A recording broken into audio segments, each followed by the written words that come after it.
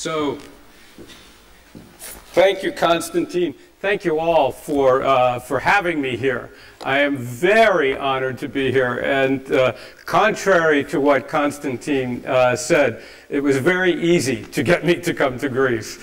This was something I'm delighted to do, and in fact, I'll show you the reason.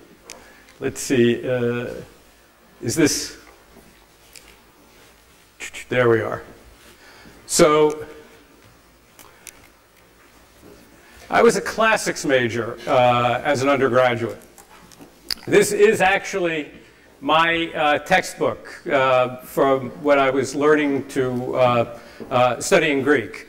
This, I think many of you will recognize, is the front page, the opening of the Odyssey, and you can tell it's actually my textbook because if you look closely, you will see I'm studying the declension of and conjugation of various verbs, the declension of many nouns. Now, I went back to this when I was putting together the presentation. I haven't looked at it in many years.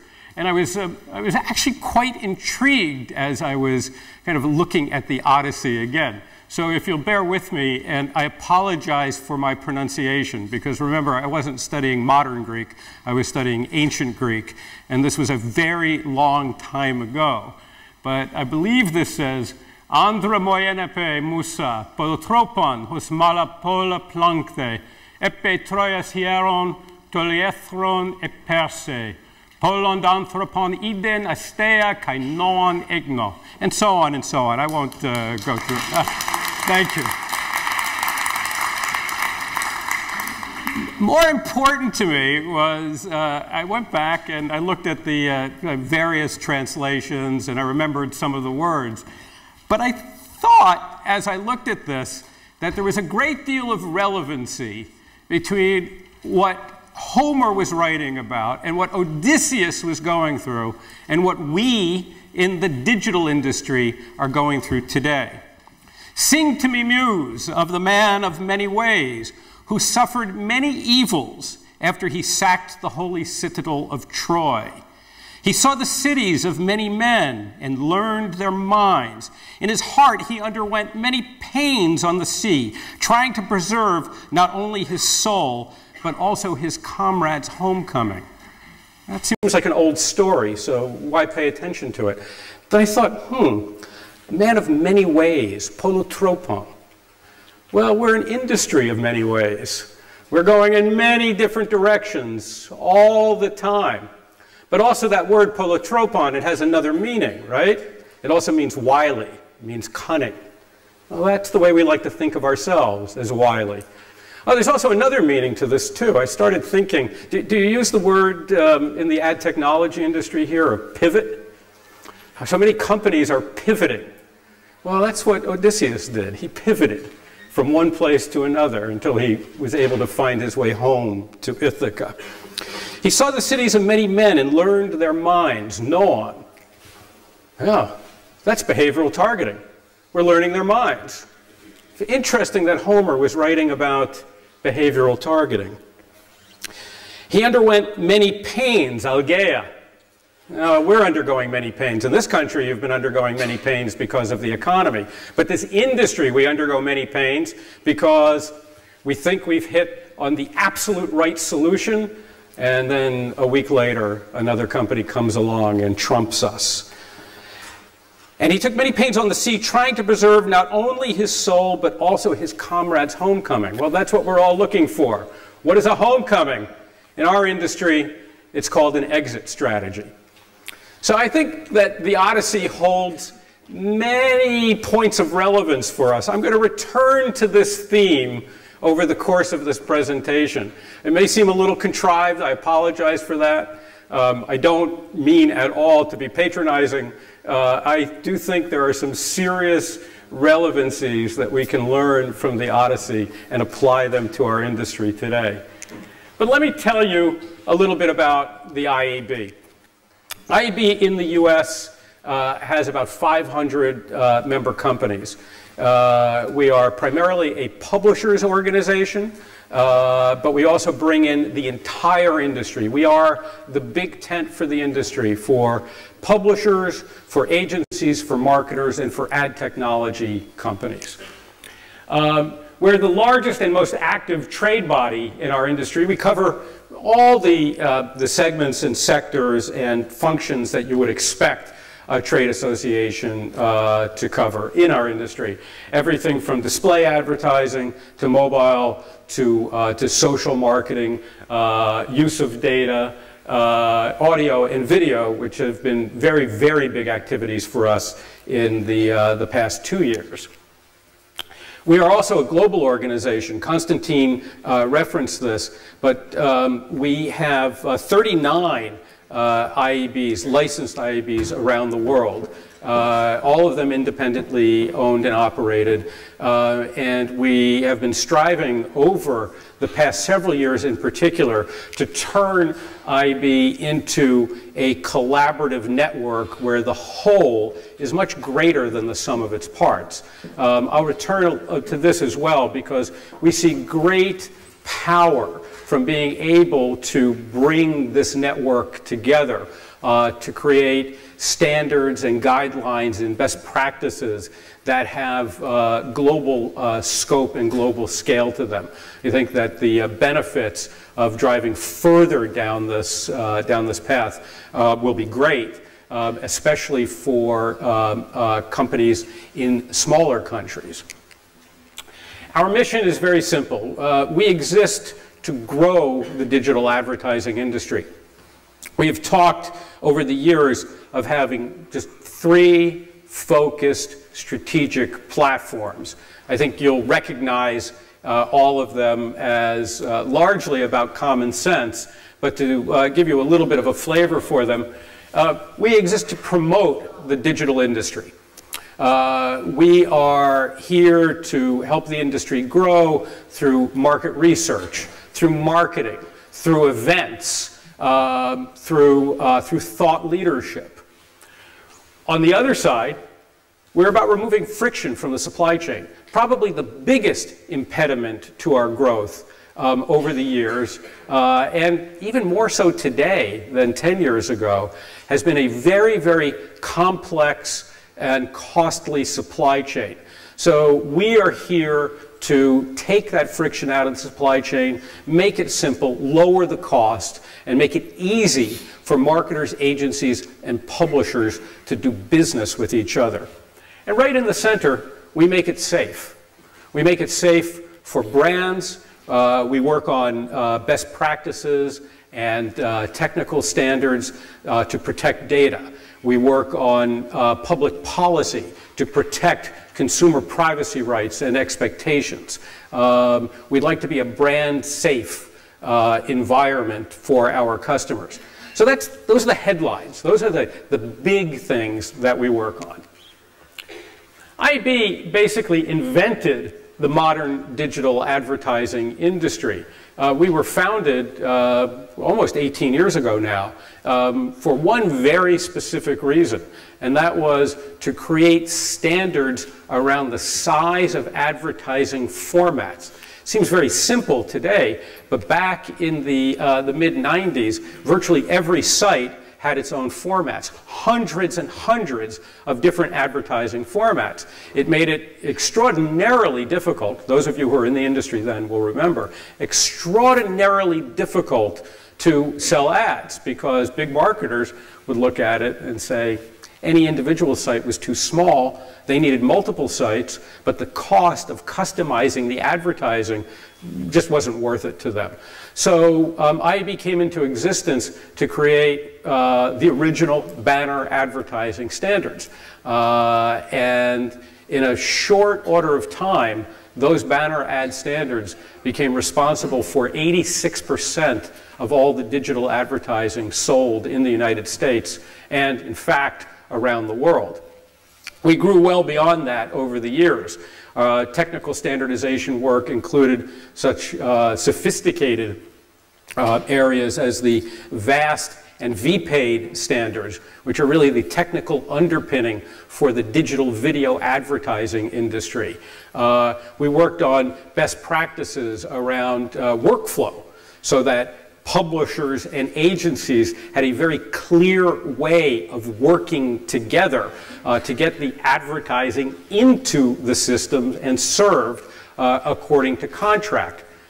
We worked on contracts, the standard industry terms and conditions, which are really the basis by which agencies and publishers work together in the United States, is something that is negotiated every 2 years by the IAB with the advertising agencies, and so on and so on. We were responsible, and I can say this because this isn't about me, it predates me, but we were responsible for taking a loose group of innovative young companies and turning it into a sophisticated industry.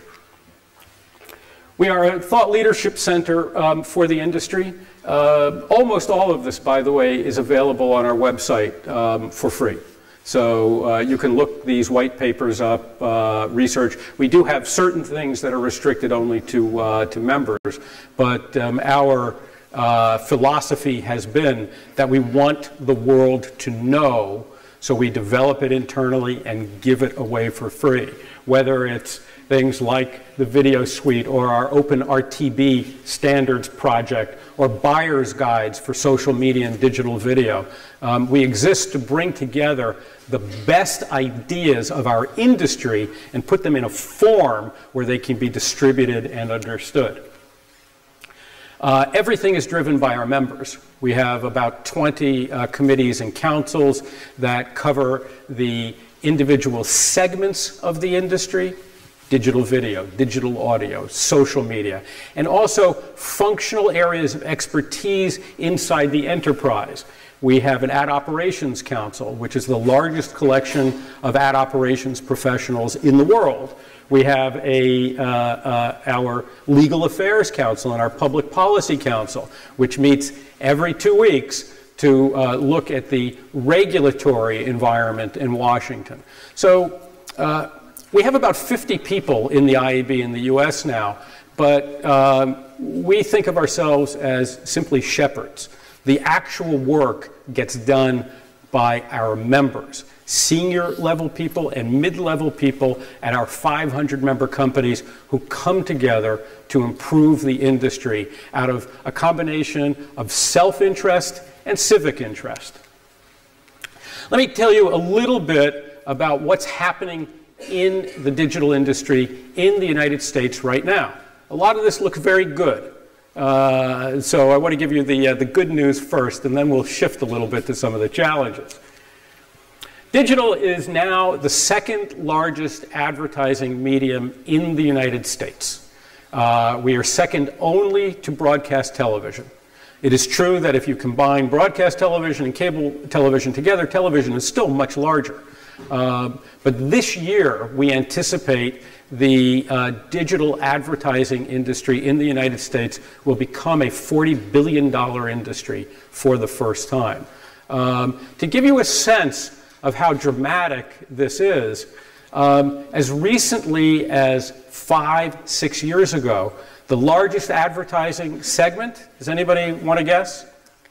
It was newspapers, as recently as 5 years ago.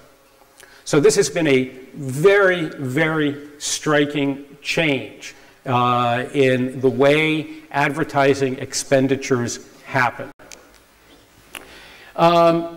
Even though the economy has been challenged in the United States and, in fact, through most of the world for the past several years, we find digital is one of the true bright spots, as GDP in the U.S. has remained relatively flat at under 2%.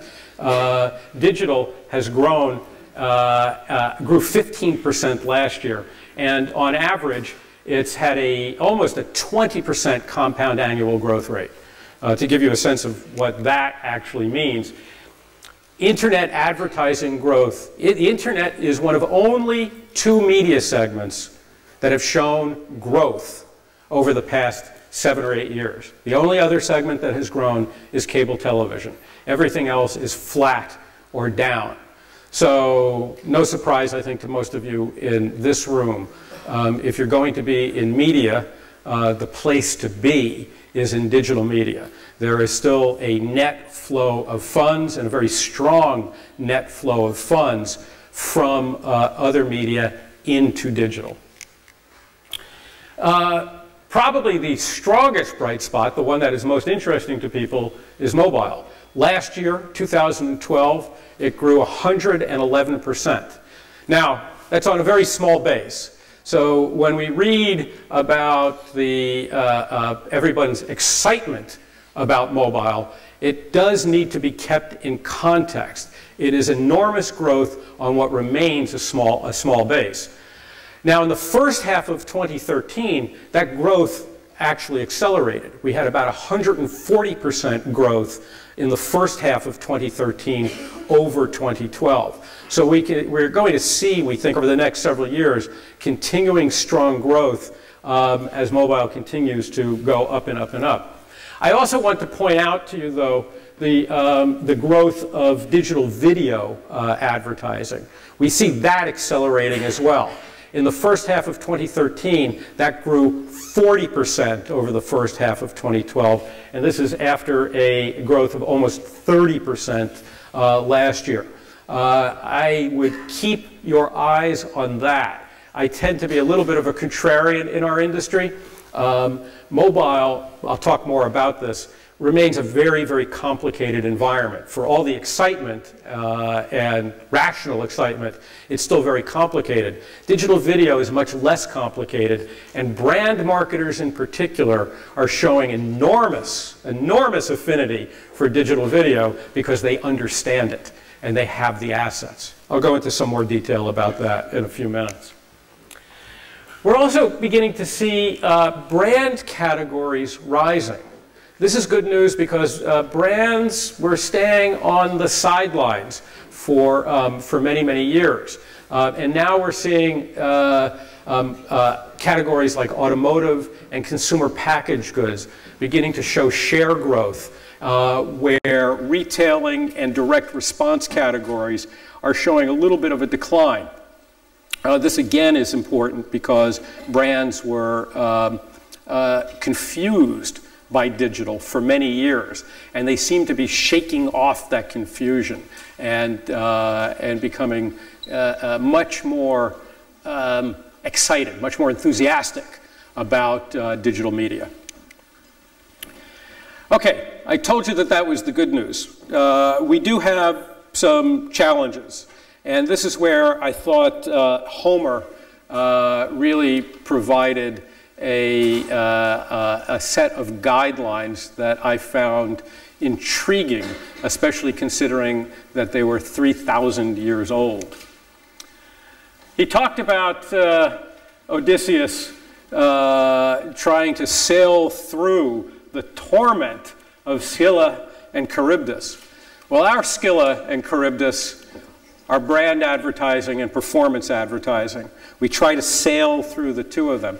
I mentioned earlier, but I'll say it really forthrightly now, probably our biggest problem in this industry is that we were developed to be a direct response industry, a below-the-line marketing industry. There's nothing bad about that. In fact, most marketing expenditures around the world are in promotion, direct response, and below-the-line advertising. So there's a lot of money flowing there. However, the most profitable part of advertising and the most important part remains brand advertising, because it is brands that create added values, that create emotional values, and allow for companies to build new products and new services underneath the halo of those emotional values. To the degree that we have emphasized performance advertising, we have made ourselves a very inhospitable environment for brands. And you can see this in the way performance advertising has grown to dominate our environment. Everything that we have done over the first, say, 10 to 12 years of the digital industry helped optimize for direct response at the expense of brands. I'm referring to things like the terrible design of our sites. I'm referring to things like the banner ad standards that IAB helped invent, which are not good for brand storytelling. And I'm referring to things like the metrics that we trotted out and sold to our customers during our first 10 years, focusing on clicks, which are not appropriate to measure the growth in value of brands. So that's challenge number one. Then, of course, we have our calypso, our singer, the singer of songs that are so seductive to us. Our calypso is mobile. Mobile advertising just sings of growth. I showed it to you a couple slides ago. 111% growth in 2012. 140% growth in the first half of 2013 over 2012. But very slow to monetize. Everybody who's here, who is working in mobile, knows that there is a monetization problem. In fact, the cliche in the United States, and I suspect in many places around the world, has been the same for a couple of years now. We went from analog dollars to digital dimes. Now we're going from digital dimes to mobile pennies. How do we make money in mobile? One of the single biggest questions in our industry today. We have our sirens, very seductive, on the shore, trying to pull us this way and that way onto the rocks. Who are our sirens? Our complex and costly supply chain. I mentioned this is what IAB was founded to deal with, to take complexity out of the supply chain. I'm sure you've all seen the Lumascape chart. I should actually have it up here, with scores and scores of companies doing things that are mind-bogglingly particular and hard to understand. If you're a marketer who's been selling toothpaste for a living or cars, you look at that chart, you look at this complexity, and you compare it to television, where for decades you pick up the telephone, you make one call, and you can place $100 million worth of advertising like that. We cannot do that in this industry.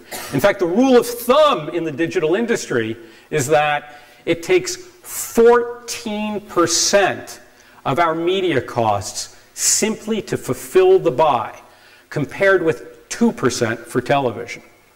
That complex supply chain, the sirens of ad technology that are pulling us to that shore and that shore, that's killing us.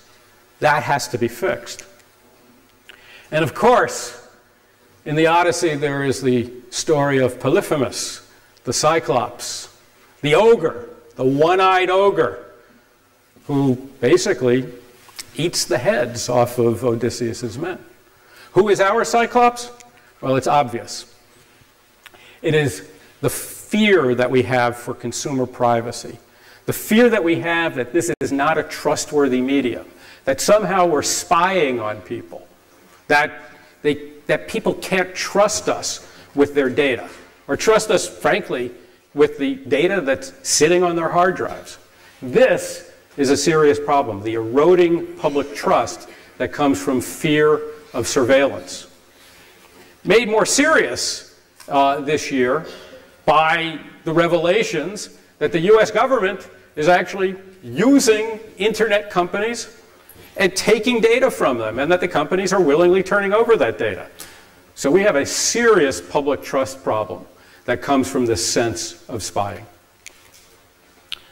So, in summary, I want to point out a couple big questions that our industry faces. Kind of look at us at a crossroads. We're big. Second biggest industry advertising segment in the United States. We're growing. Strong growth in certain segments. But some very serious questions relating to how we can grow going forward and whether we can grow going forward. So these questions are, do paid media still matter to advertisers? kind of media that we've grown up with, where people actually pay for the advertising time or advertising space? Or will audience buying, the chasing of individual people, anonymized but data points, will that kill content? And many of us grew up in the content industry, myself included. I was a newspaper person and a magazine writer for years and years. Will ad buying always be so complex and costly? Will the supply chain always take money out of everybody's pockets and make it difficult to do business? Or can we simplify that supply chain and make ourselves as simple as the television industry? A third question, is digital doomed to be a performance medium? Actually, I want to put it, or can we prove that we build brands too? I switch those around. Is digital doomed to be a performance medium, or can we prove that we build brands too? And the second one, does advertising creativity still build brands, or is big data the only thing that brands need? These are very, very big questions, because it cuts to the core of what advertising agencies do and to the way brand marketers think and the traditions around how they do business. And the last question, will public mistrust, will this eroding public trust based on the sense that we're spying on people unfairly, will that kill us? Or can we become provably a safe medium for businesses and for consumers?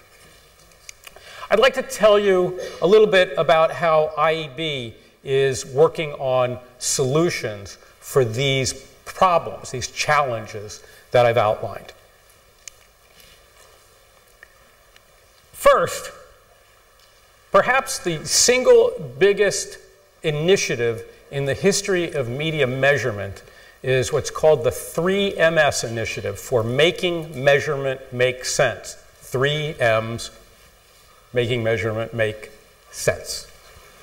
We have engaged in this with our industry partners, the 4A's, which is the Advertising Agencies Association in the US, and the ANA, which is the Brand Marketers Association in the US. The three associations collectively, so far, have invested $6 million in this initiative. And it has been in phase 1 in the process of shifting the currency of online brand advertising from the served impression to the viewable impression.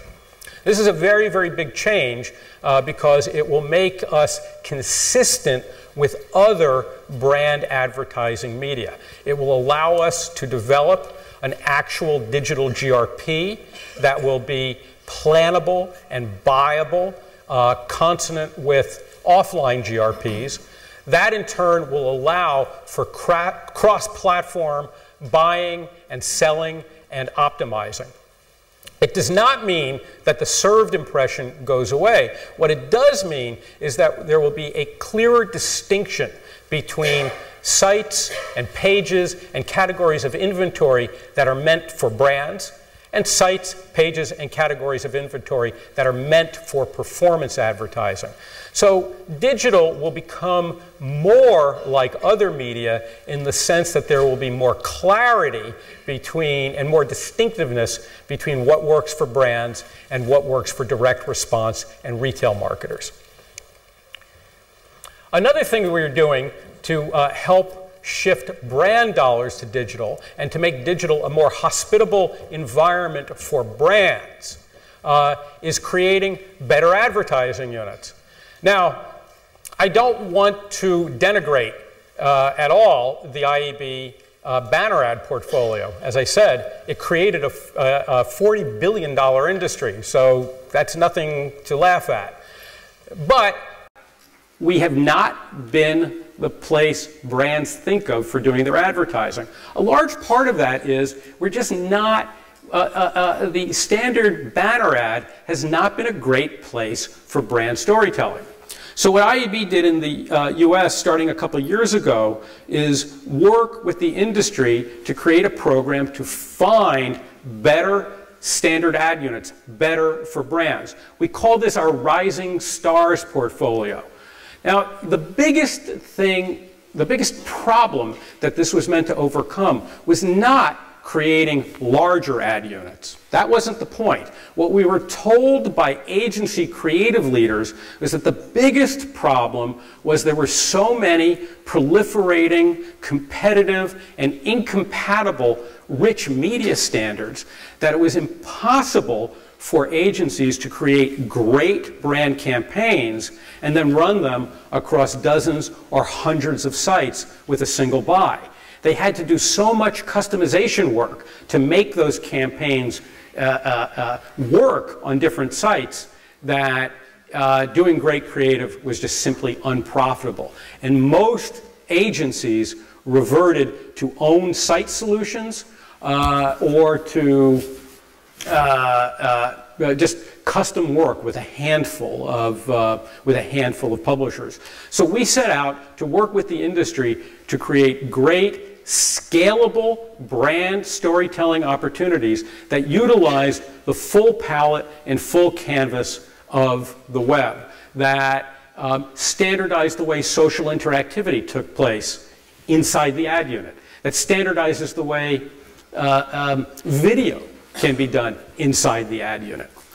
What we found from early research, unsurprisingly, is that there's a 200% greater interaction rate by consumers with the Rising Stars ads. That's not surprising, but it's still very, very gratifying. Rather than talk more about it, let me show you a little bit about what the Rising Stars look like. They exist now for online display, for video, and for mobile. I'll show you a video that illustrates some of all three.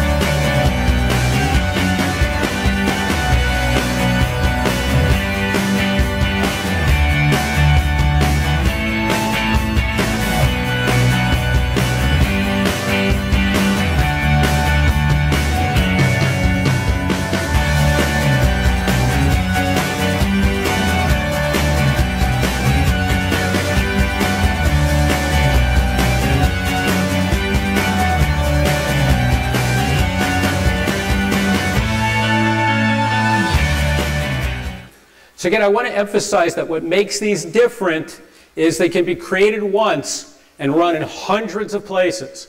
They take customization cost and complexity cost out of brand advertising. We are not suggesting that this should be the only form of advertising. There always will be custom solutions, but there needs to be what we think of as a new middle class. The ability to do great advertising at scale with minimal customization work. That is the goal of the IAB Rising Stars.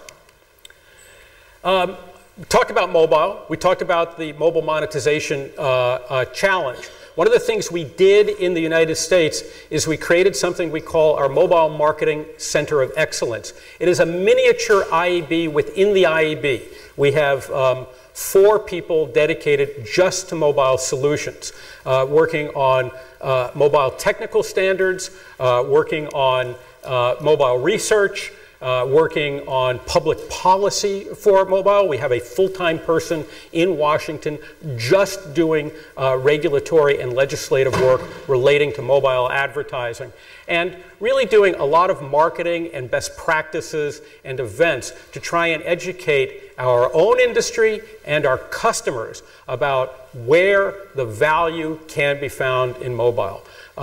We have now hundreds of companies participating in our Mobile Marketing Center of Excellence, and it's been a very, very powerful center of activity for the IAB, and something we're very proud, very excited about, and also one that we are continuing to invest more and more in. I mentioned earlier that digital video is something to look really strongly at, that while mobile has most of the excitement, digital video has potentially more immediate growth. Again, why? It's because brand marketers, especially in categories like consumer packaged goods, understand video. They understand how consumers relate to video. They understand how sight, sound, and motion together affect people emotionally, and how that emotional reaction changes people's attitudes and ultimately their behaviors. And another reason brand marketers like video is they have many of the assets. They've been doing video for many years. They have video advertising on hand that translates very readily into digital environments. So we're very excited about the growth in digital video. One of the things we did in the United States is we created a separate upfront marketplace for digital video advertising opportunities that are sold specifically on original online video content. Original online video content is about to become, in fact, I would argue already has become, its own medium in the United States. Digital video programs like House of Cards on Netflix have become major cultural hits. We're seeing companies like Yahoo and AOL and Microsoft and Hulu and many, many others investing millions of dollars in original content.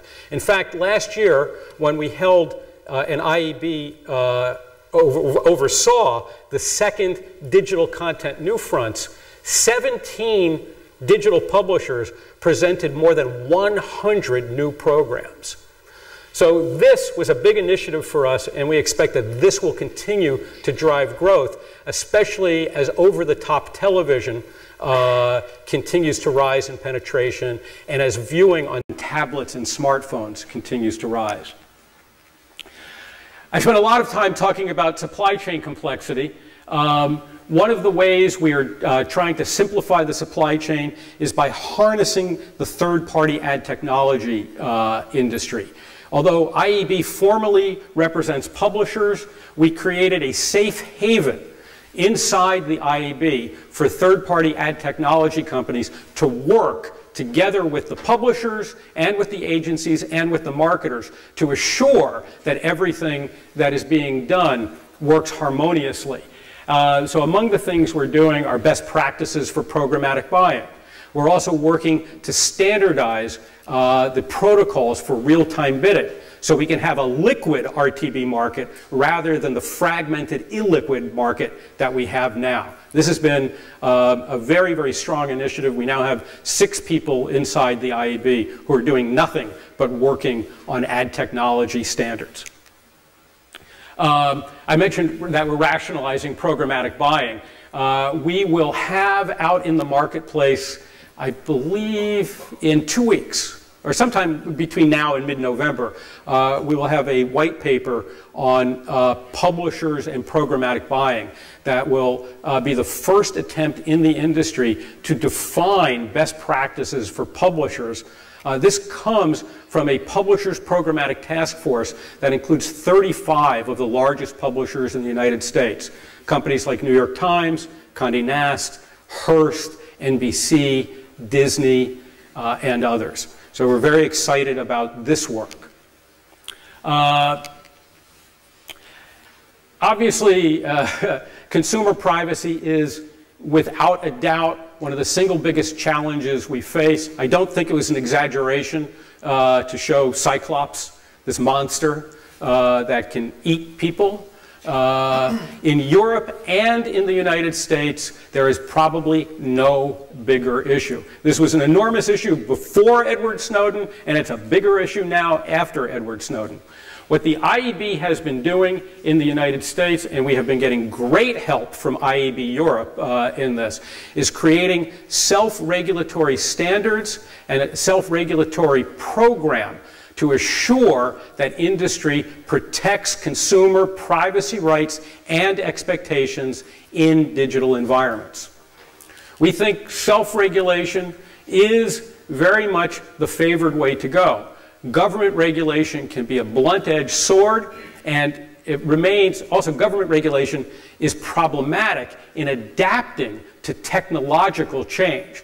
We think self-regulation, which involves continuous technological monitoring of the environment, plus a complaint-based system that allows competitors to rat out other competitors in the field, can be a much, much more effective way of managing consumer privacy rights in digital media. We're very proud of what we've been able to accomplish in the United States with all those organizations listed on the bottom joining together to create something called the Digital Advertising Alliance, the DAA. You've seen the icon because it's served now on trillions of ad impressions every year.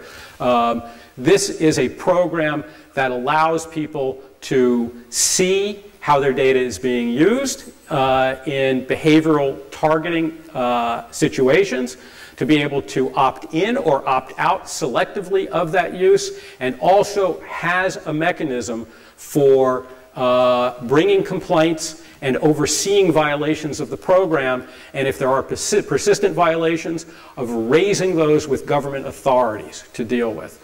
The European Digital Advertising Alliance has been formed to bring a similar program of European design to the EU, and we're very, very proud of the developments that IAB Europe has made in driving this program forward.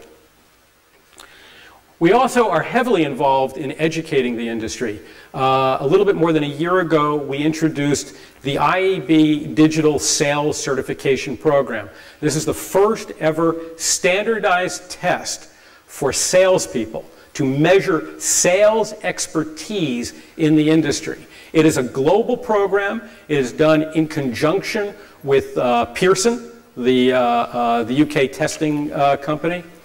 Very pleased to say that by the end of this calendar year, between 1,300 and 1,500 people in the United States and several hundred around the world will have taken and passed this exam and become IAB certified sellers. You will see that label on many people's email signatures. Now, why are we doing this? We're doing this for several reasons. One is just simply to professionalize the industry and to say, yes, there is a baseline set of knowledge. This is more complicated than selling television or selling newspapers. So there needs to be a baseline set of knowledge that we all have, that we all adhere to. But the other thing it does is it requires continuing education, because we know we are in an environment that is always going to be evolving technologically. So the more people get certified, the more we're creating a baseline of knowledgeable individuals who are committing to upgrade their skills. Many companies have grabbed onto this and are now making it a requirement for their sellers. For example, AOL has required all 400 of its salespeople in the United States to become IAB certified. Condé Nast, the magazine publisher, has required that all 200 of its salespeople in the United States become IAB certified. We think this will become a standard around the world, adaptable in different countries. We just recently rolled out IAB certification for ad operations professionals, and this year we will begin the process of creating a test for buyers as well, marketers and agencies. So we're excited by the prospects of certification creating a baseline of knowledge in our industry. So, how are we doing this? How are we making this applicable around the world? We have created an international membership program in collaboration with our 39 partner IABs around the world. We want to reach through those IABs to their largest and most influential members and invite you to participate in our processes. This is just to help develop standards and practices that will be applicable globally, that will make sense across borders. Rather than have things just developed in the United States and delivered to other countries, we want other countries to participate with us up front to make sure that what we do has cross-border relevance. So we invite you to work with IAB Greece to participate in our 20 committees and councils, to help establish the best practices and the technical standards that are so important to the operations of our industry, to bring IAB digital sales certification and AdOps certification to your marketplace, to partner on thought leadership activities and research, and to do cross comparisons on research. Recently, for example, we issued a study with the IIACC, which is the official digital industry trade association in China, to do a study comparing Chinese mobile consumers and US mobile consumers. We're very interested in having those kinds of views of our industry around the world. To market your successes through our IAB Global website and our app, to assert thought leadership and leadership of the world through the IAB International Steering Committee, and finally, to help with your events programs and with marketing. We're willing to help in any way. The best news is that this costs nothing.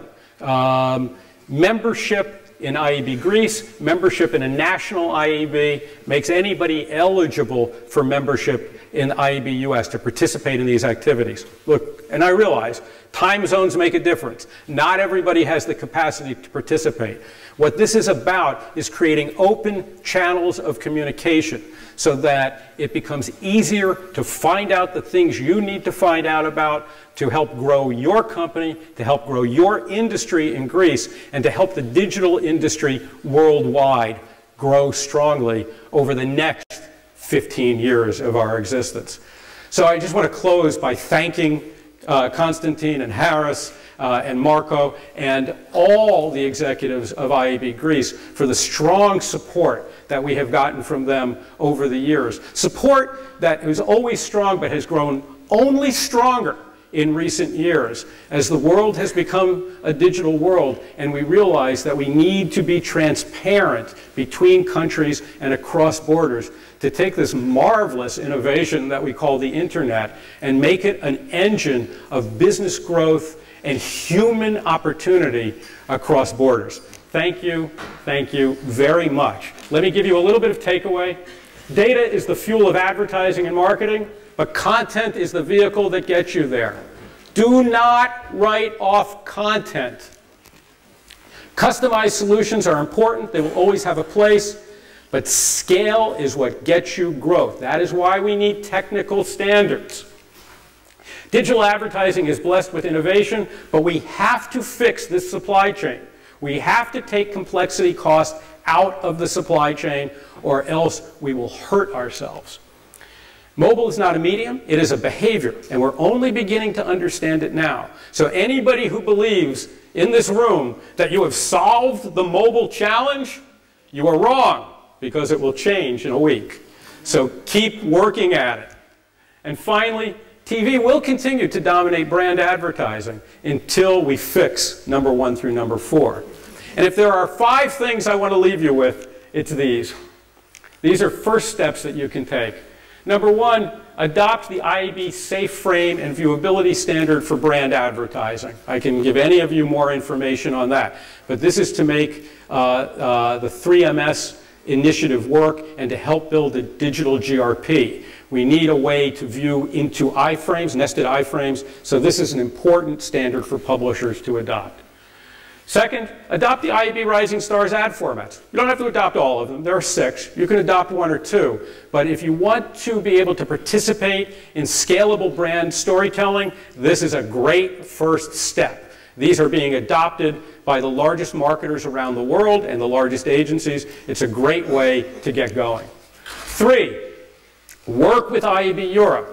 Work with the EDAA and work with the DAA in the United States, if you have business there, to protect consumer privacy through self-regulation. There is nothing more important that you can do than protect your consumers and assure them that digital is a safe environment.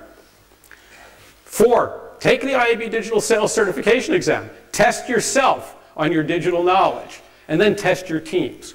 And use this as a tool for recruitment and retention and for improvement in the industry. And finally, join IAB International and help us create best practices and standards that are applicable around the world. Again, I thank IAB Greece. I thank you all for this opportunity. It is a real honor for me to be here.